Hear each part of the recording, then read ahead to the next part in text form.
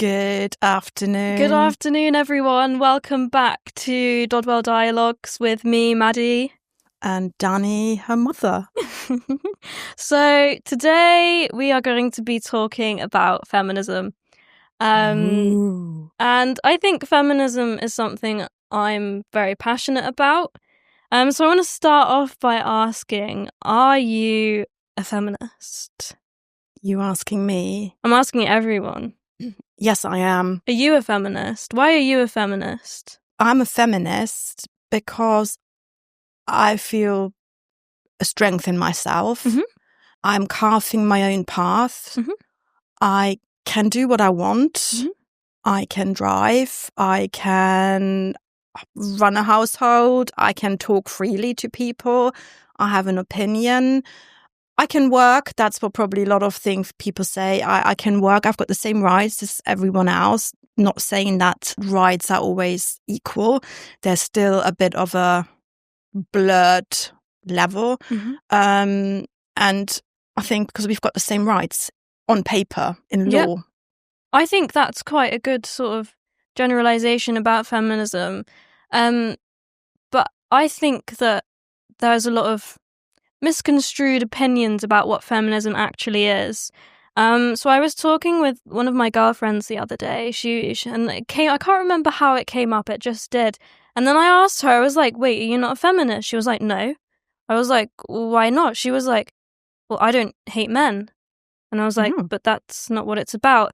And I also vividly remember this one time in secondary school, my English teacher asked everybody to stand up on their chairs if they were a feminist. What age were you?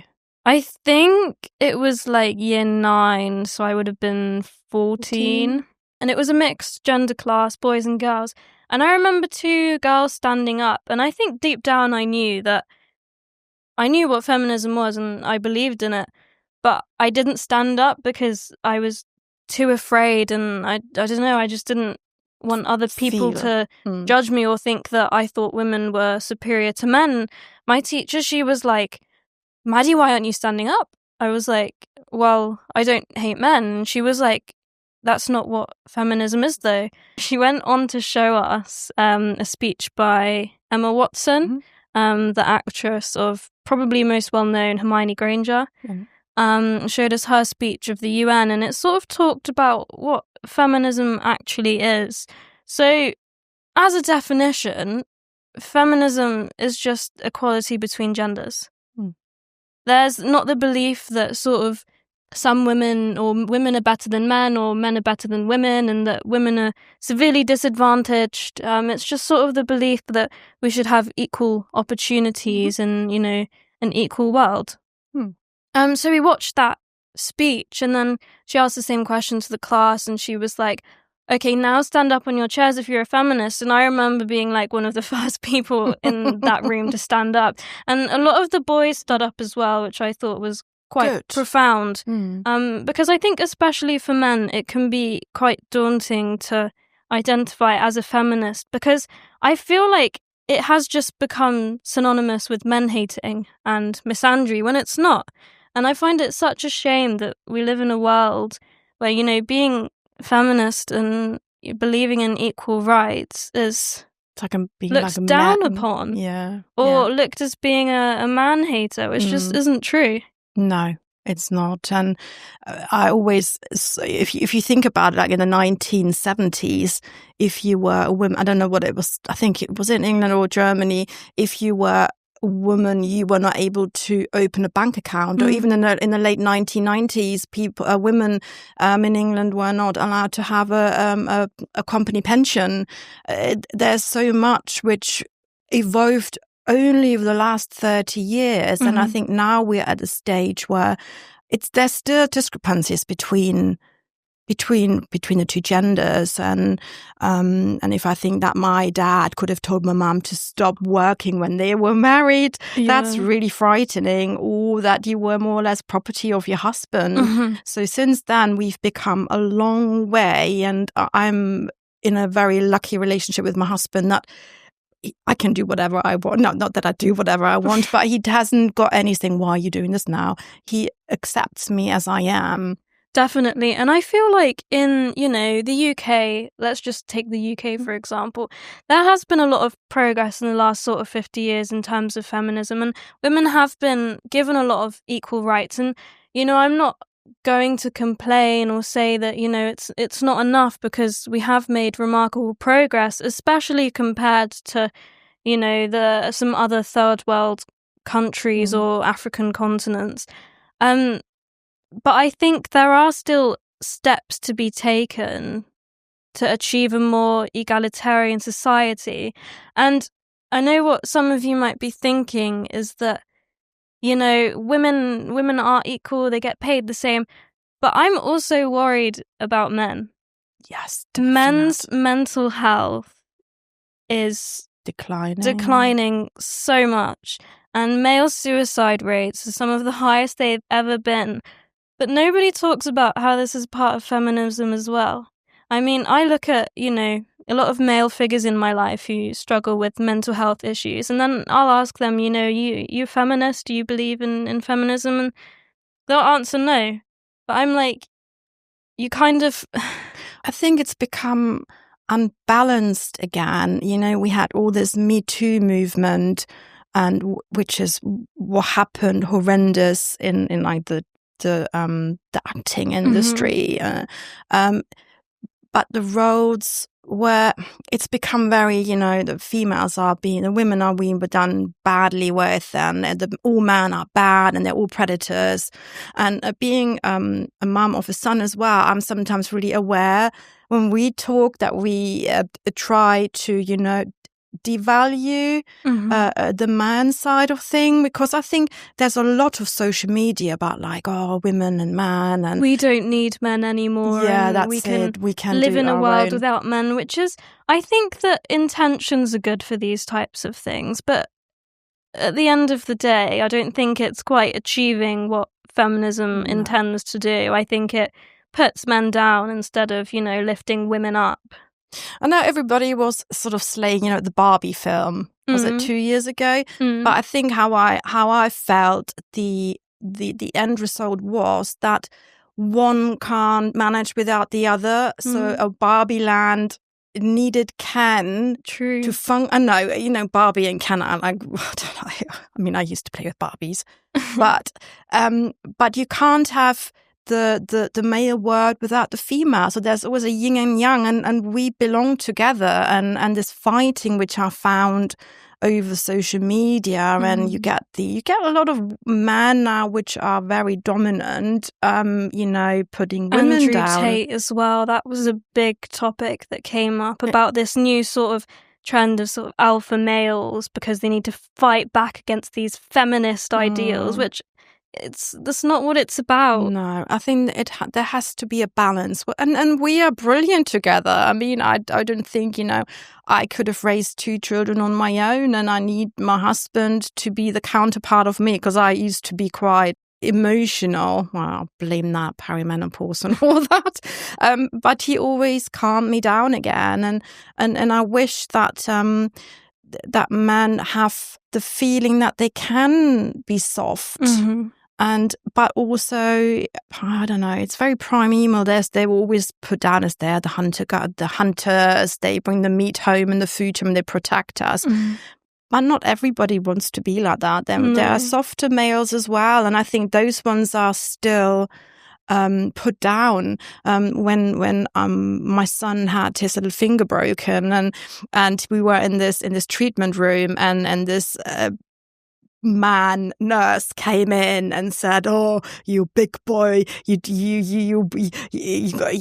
can cope with this pain." And it's like, no, this is a human being who's just had this finger poking to the right hand side. If he cries, he cries. It's just a release of pain. I think that as well. And there's also been this upcoming trend of like nonchalance and sort of not caring about things, but I don't know how I feel about that. What can you explain further? Because I don't. Nonchalance is like not caring sort of about anything and not feeling particularly emotional towards one thing, or if somebody upsets you, just be like, I don't care.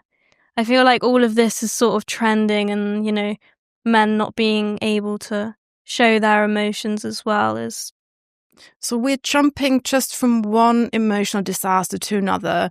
First, it's feminist women rising to say we are equal in this, so we are given the rights on paper. That maybe then devalued man because they were not the only breadwinners anymore. It used to be that all of a sudden women earn money as well. So I think they maybe felt a bit, oh really, that's just hypothetical now. I guess we'll never truly know why they feel the way they do.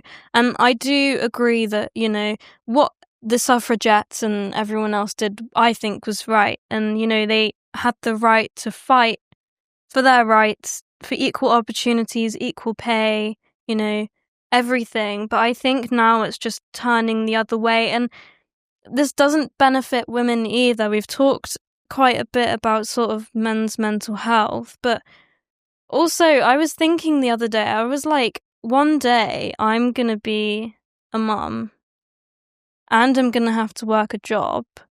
And then I'm also going to have to do the housework.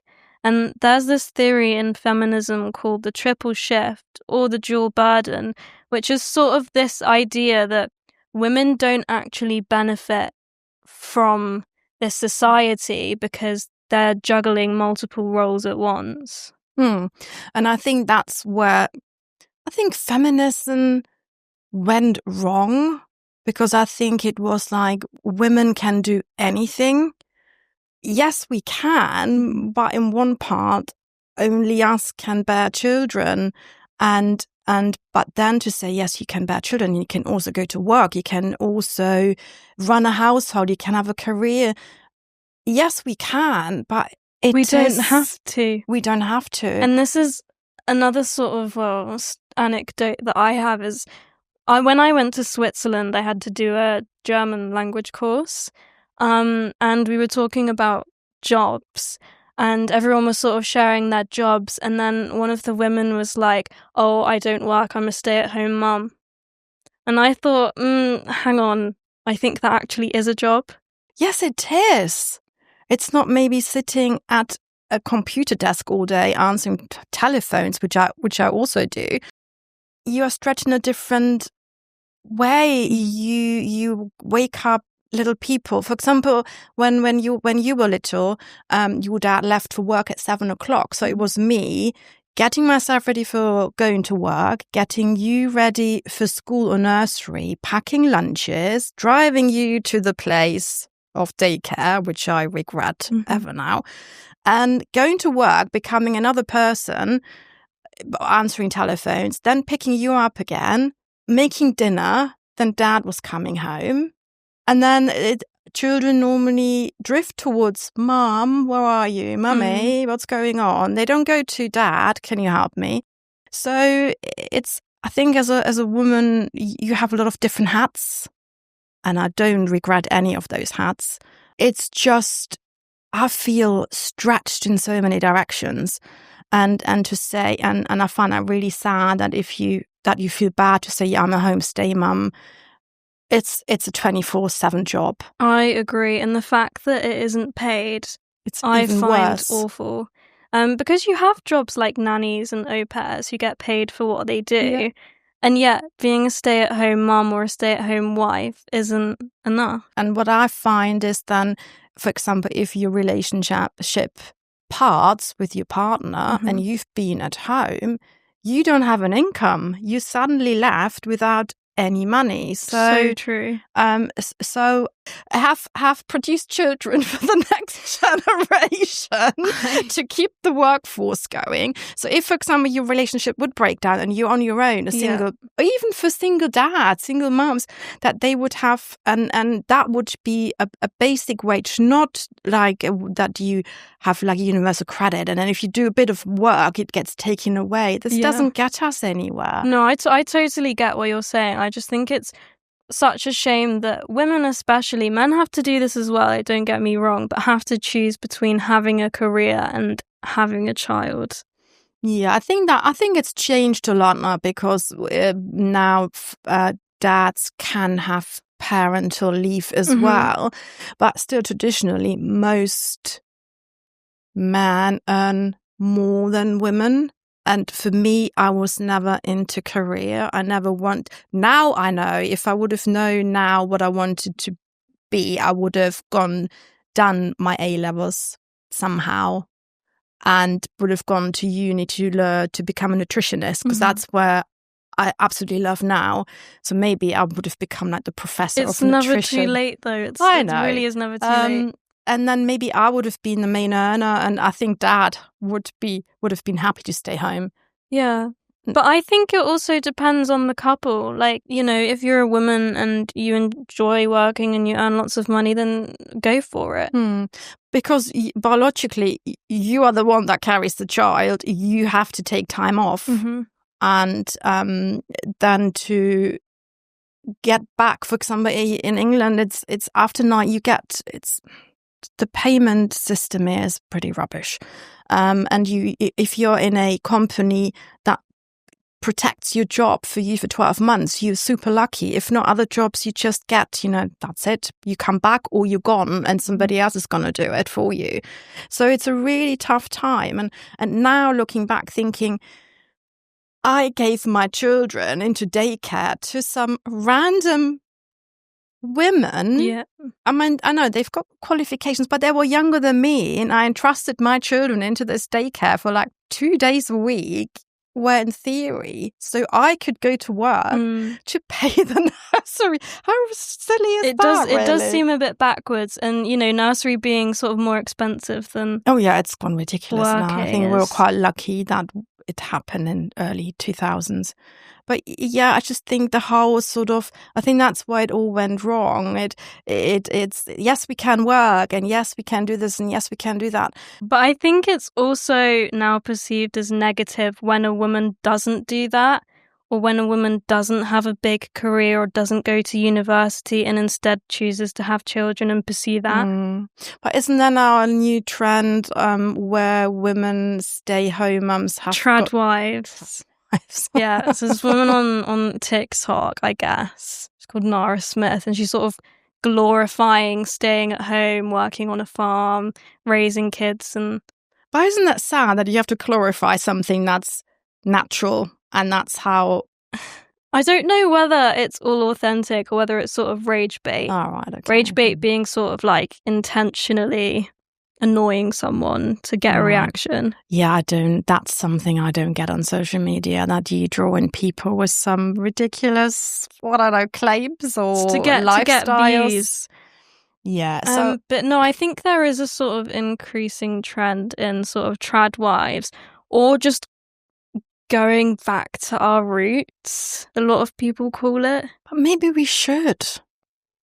I know not everybody wants to cook and bake, and it's not, and some women don't like cooking and eating, and they're just happy doing their job, but which is absolutely fine. If you could have like a time machine now, I think what I know now, I would have not gone back part-time. I would have started my little side businesses and do that kind of stuff I'm doing now, providing the supper clubs for all generations. And what I also found is, at the moment, a lot of women, we are putting ourselves in boxes. There's the teenagers, and then there's the mid-20s and the mid-30s, and they're all sort of complaining about the older generations, or about, you don't know how I'm feeling, and like there's loads of menopause coaches now which are doing all about menopause. But in the end, what I'm trying to get across is we learn from each other, and that's where they're sort of saying children are raised, you need a village to raise children. And I think times are evolving so quickly, but I think what every sort of woman goes through, or every woman has a similar experience, so being able to get together and sort of share advice or share concerns can be really, really useful. And I think in this pigeonholing us in generations, we need to learn from each other. So that's what we're doing with our supper club, getting an older generation, where we had one conversation where a young mother was not happy with her mom, etc. And then an older lady said, because she's older, she doesn't have certain feelings anymore, because your estrogen stuff drops. Your maternal instinct goes away. And I think the younger generation forgets that the older generations, like I'm not saying I'm old, but we lose confidence causing drop in hormones. So you lose confidence, you've got maybe some anxiety that you can't cope with younger things. But if this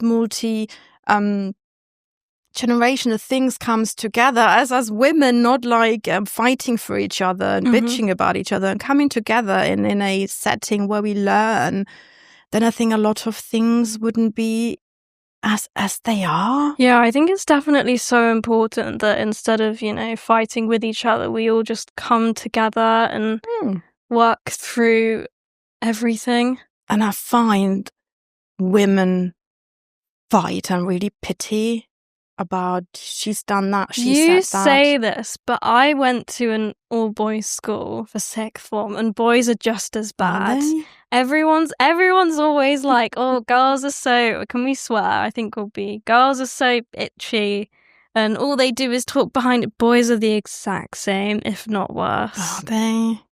So I don't know how we're going to get around this, but if we go back to how would you see an ideal world for you? I think it's hard now. I think going into adulthood is hard, whether you're a girl or whether you're a boy or whether you don't identify with a gender. I think it's so difficult. I feel like a tiny fish in a really, really big pond, and I have absolutely no idea what I want to do with my life. I'm going to university in September, but that doesn't necessarily mean I know what I want to do. But I think my dream job would be just opening a cafe and, making my own bread and then selling bread and then hosting like some music nights, some local bands. Or, and I was talking to one of my friends about this, and I was like, it would be such a nice idea to just do something so simple. I don't want to work a corporate 9 to 5. I don't want to be a big CEO of the company. I remember when I was younger wanting to be the Prime Minister. You did, didn't you? Female Prime Minister. But I think that's sort of all gone out the window. And I think feminism as well is just realising that it's okay to not want to do all of that. Yes. You shouldn't feel pressured to have the best job just so you can, outperform the boys. It's just being okay with what you truly want. Exactly. Be true to yourself. And even if it's going against the grain, isn't it? You either follow the sheep herd and you do whatever else does, or I think it's all about finding yourself and finding who you are and trusting in yourself. And if you want to be a mom and stay home, go for it. Yeah. There's the most beautiful thing you can ever do. And now having all my experience, definitely, I would definitely go down that route and find ways in a different way to contribute to the household. It's not all about you earn that, I earn that. No, and I don't think one job is sort of more important than the other. It's made out like that, I think, simply doing the dishwasher and cooking is just as important as going to an office every day. We are but the nurturing part of humans. We are here to make sure the next generation gets looked after, that we provide food, that you grow healthy children, that you can be there for your partner. And it's not being in a submissive style and serving. And what was that? In the 1950s, there was like a manual on you bring it to keep your husband. To be the perfect housewife. Bring your husband's slippers when he gets home and he gets cold, and make sure you cook him a meal before he comes back. And have gentle. It was when we watched, what was it, the Buccaneers on TV. That's a good show. Where she wanted to divorce her husband because she had enough of his infertility, and it was the infertility or infidelity. Oh, infidelity. Thank you. Where he went off throughout their marriage, having affairs. And it's a fictional drama, so it wasn't anything like real life. No, but I still think it covers important topics. So going back to what I tried to say was that the solicitor of the husband, he was saying it's written down how to pleasure your husband, how to keep him in your bed, and so he doesn't go off, and it's your fault that you didn't provide for him in certain ways, because he didn't feel needed and loved, so he went outside the marriage to find that. And I just, I don't know, it's a give and a take, and for sure. And I think it just feels humanity has been testing out each sort of phase in let's become the feminists, we can rule the world. It's backfiring now, because we found out having a career, working income, children, we are exhausted.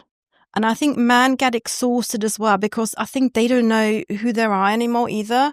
I don't think that's to do with feminism, though. I don't think feminism is backfiring. I think what people associate with feminism is backfiring, because feminism is purely the belief that men and women should be equal. Yeah.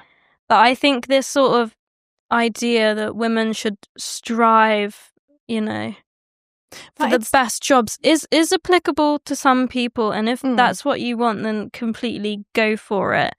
Or if you only want to be a mother, or even if you don't want to be a mother. Yeah, I know, it's only again. We fall into this trap. I fall into this as well, but it's not only. If you want to be a stay-at-home mum, or if you don't want children, you don't have to have them. No, you don't. And if you change your mind, that's no problem at all. No. And I think, again, it comes down to knowing who you are, knowing your heart self, and even if everybody says things about it and everybody's got an opinion, whatever you do, if you do that or if you do that, screw them, screw what they think. So exactly, so finding a way to say, you can say whatever, let me do what I want to do, and I think it's giving people space to explore, and I find schools are very rigid still in the belief that you remember when you were told that you had to put your application in for uni and what do you want to be, and even my dad asked my son yesterday, what are you going to be when you grow up? And I said to him, who knows? Who actually knows? I feel like there are a select few who probably know from when they were children what they want to do, but who really, really knows? So because I sort of think in a school environment, you're just conforming to a standard, aren't you? You go to school every day, you learn, you go home, you keep quiet, you answer questions when asked. You just do this for 13 years, and you actually do not know who you are. And something you liked when you were 14. I wanted to be a gardener when I was 15. For sure. And, not that exam results are that important, because I think what I've learned in the past year is that they're not. I was somebody who was very focused on my studies and very, very fixated, and exams for me back then were the end of the world. But, the more time I've spent away from it, the more I've realised they don't matter. They just get you to the next step. Anyway, women or girls notoriously outperform boys at exams. And although the sort of gender pay gap is illegal, or this idea that men get paid more just for being men, it still does happen. But what I don't fully understand is how that sort of correlates. If women are outperforming men in these sort of academic fields, then why doesn't the pay correlate to that? I read an article about it recently, and I just found it very, very interesting. I think these systems are still archaic, how we still work.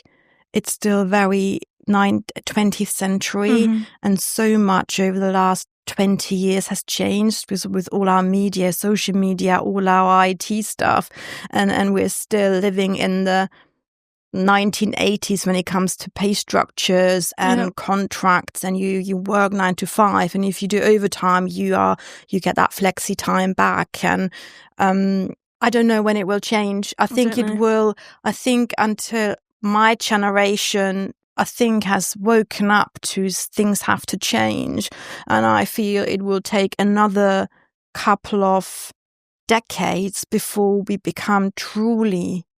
I think we have to go through these tides, we're going up, there's a rising, it's like shouting about, ooh, and then it drops again, and then something else happens until it's become, we've gone through all the motions of all these outbursts of, I don't know, not wars, but realizations. Until that's all come aligned, there will be a difference. Between genders? Yes. I think equality is unfortunately something that will never truly be achieved. I think there will always be some sort of discrepancy, and I think one side will always have it better than the other. But I think it is just working towards a society where men feel comfortable. Yes, not threatened. Men feel comfortable opening up, sharing their emotions, and women, they get the same opportunities, they get paid the same. They don't also have to worry about sort of going out by themselves. Yeah. I'm sure men feel that too sometimes, but as a woman, sometimes going outside by myself is such a daunting idea, especially at night. And I think a lot of conversations have to and are happening. And I think that's what I tried to say earlier, that we had this uprising where, if you think about it, the feminisms, where like suddenly women were allowed to work and do the same job. Yeah. So I guess that maybe made men feel threatened, because before they were the sole provider, and all of a sudden their capability was questioned. And I think then it became, okay, let's do this. We can work together. And then it was all of a sudden women which I'm not denying, but then something happened with the Me Too stuff. Then it was a lot of happen, and it's such a sad thing. And I don't know why men have this urge to attack, or I think a lot of it is, not that it's justified, but a lot of it is just biological. Yeah. I wish for the future that we become two genders, that we come together as a human race and accept each other and not criticize. Criticism is always there, but for us to be fluid with each other and accept each other and appreciate and respect each other. And we're sat here right now, in our little podcast studio, just talking about it. But there are very real cases in lots of different countries all over the world where, there are women who aren't as lucky as we are. Like, they wouldn't have been able to drive here, let alone be able to talk freely about whatever they wanted. So I think there are lots of steps that need to be taken.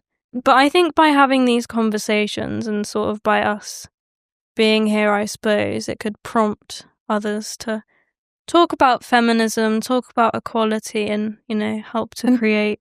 And be open with it. And be open, because there are so many negative connotations attached with the word. And I find that such a shame. And I find it such a shame, especially when women are like, no, I'm not a feminist. Yeah, I love the internet and I love social media. And I just feel that some of it is just, as you said, like getting attention, having these rage power baiting. words. Yeah, and people don't have the span anymore to listen to a whole thing. They just listen to the first 10 seconds of something and then they make up their own mind. But actually either reading the book or listening to the whole podcast or listening to the whole... I know, to be fair, I have found myself doing this, as I based my opinion off of a 10-second clip before. I'm not as prone now, I do my own research, but there was a time, probably a couple of years ago, when I would go onto TikTok and I just believe everything that I saw. But I think I really started to become more conscious when the whole Andrew Tate thing started going round. Because that kind of shocked me, and that started a lot of questions about social media and what to mention believe. That name, really. No, blur it out. Blur it out. But I do think it is important to talk about, and I think also male role models, because I suppose he was a role model for a lot of men. Because they don't have any role models anymore. I think, but yeah, it's an interesting conversation, and I think we could sit and chat about it for ages. But I think essentially the conclusion for this episode is probably, if you believe in equality between men and women, you are a feminist. That's what that means. And what do you want to be? You want to be. Mm-hmm. It's okay. Like, you don't have to base what you like. Yeah, and you don't have to say, I'm only something. No, you are something. And so we are feminists because we believe in equality. Yes. So Woo! Go out, spread the word. Have these conversations, because I do with think your they male are friends, important, or with your female friends if you're, male watching. But I think just talking about it, and I have lots of sort of references I can give out about books. That speech by Emma Watson, I showed brilliant. Mum. It was very, very profound. Yes. And also the book Invisible Women. Yeah. Very good.